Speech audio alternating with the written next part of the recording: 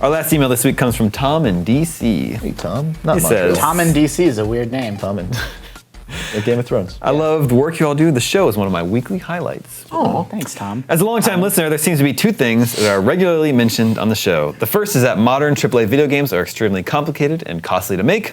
The second Is Star Wars trading cards. usually involves some discussion of the sometimes poor value in downloadable content packages for games or season passes. I make both those points. As These two always. are- Recent father. These two are clearly linked as game developers and publishers need to make their investment back through downloadable content given the price the games retail for.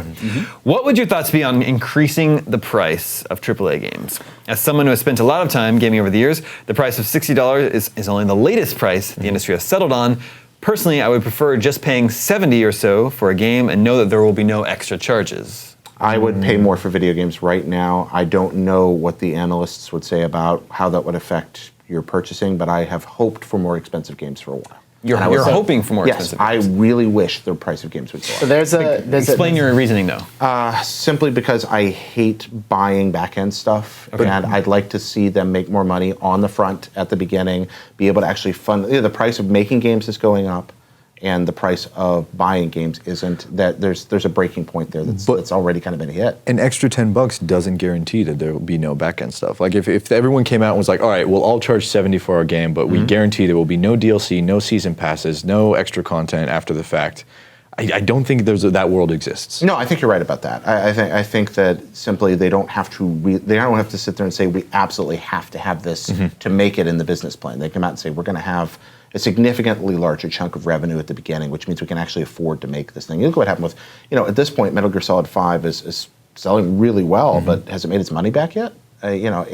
It's one of the best games I've played in years, but I'm wondering if it's going to end up doing significant financial damage to the company that produced it. And we're hearing that narrative over and over and over. And yes, I do understand people have less expendable income than they've had in this country in a very long time. Games are proportionally cheaper on inflation, but we also have less money to spend on frivolous things than we did a decade ago. So it's really hard to say exactly what that tipping point is, but I think that it's pretty clear across the board, just looking at the people we encounter in this industry who make games, they need more money. Yeah. There's a concept in video game accounting and other fields of ARPU, revenue per user. So when games were $60 and you couldn't sell anybody anything afterwards, your revenue per user was $60. If you sold 1 million units, you made $60 million.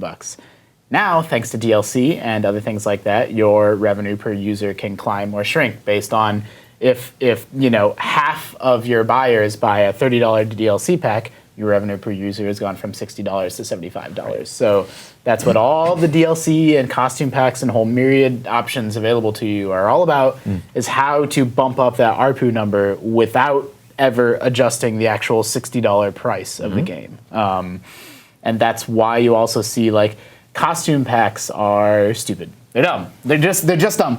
But a certain, let's say they cost you nothing to make, and let's say 1% of your audience will spend that $5, that bumps up your revenue per user by, 50 cents, and that's what it's all about, is getting that ARPU number as high as you can. But there's also another interesting metric called ROI. ROI, return on investment. And I think you're 100% That's right. true. I think you're 100% right. DLC is a very lucrative It's got to be cheaper to make than what they're... You already have the structure. You already have everything built. You're basically just adding more content in the same thing that you've already created with your original effort. So it's not necessarily always predatory, but I don't think that there's a world where DLC doesn't exist because it is just so easy. Oh no, you can't put the genie back in the bottle. Absolutely not. And I don't think this should necessarily have to. I've been buying expansion packs for PC games my whole life. I just would like to see the front end increase so that I could be sure that I was going to get another generation of games. I don't know if I'm making the best argument here though, so maybe I should shut up.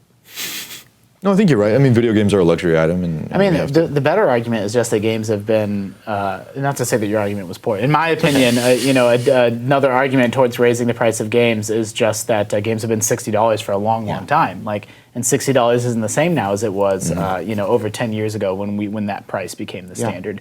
We went from 50 to 60, and there was some belly aching, but everyone pretty much got on board. They're like, games are big and complicated, so 60 seems fine.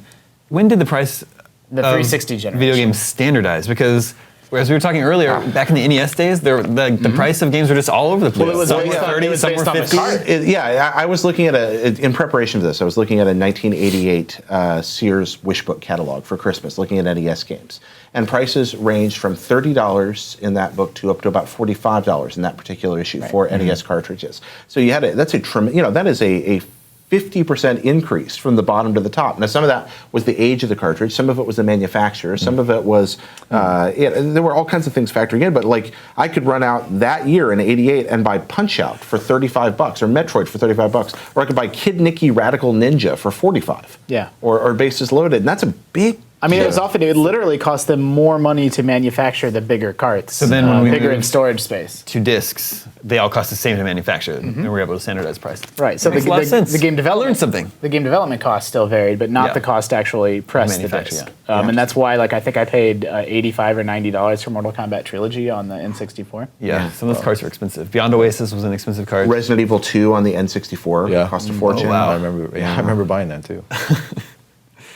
Should have played that on PlayStation. It's probably time. I mean, if for no other reason than just to catch up with inflation, games should probably be $70. It's just having that front-end guaranteed income. I really am worried about the sustainability of producing the art assets alone. But I think the reason, I really strongly believe that the only reason we haven't seen the price of games climb to $70 is because the revenue per user is already over $70 thanks to things like DLC. I absolutely agree with you. I think it's so the game manufacturers aren't really pressing the issue. Yeah, They're like, yeah. well, we've already gotten to this point that we kind of needed to get to anyway to sustain. Well, they're our worried about business. undercutting their market. I mean, anytime you raise prices, you are going to most likely decrease the number of people purchasing. Yeah, and I mean, if they already have an alternative revenue stream as far as DLC and all that. I'm just not sure they're making enough for what they're spending. It seems to be too.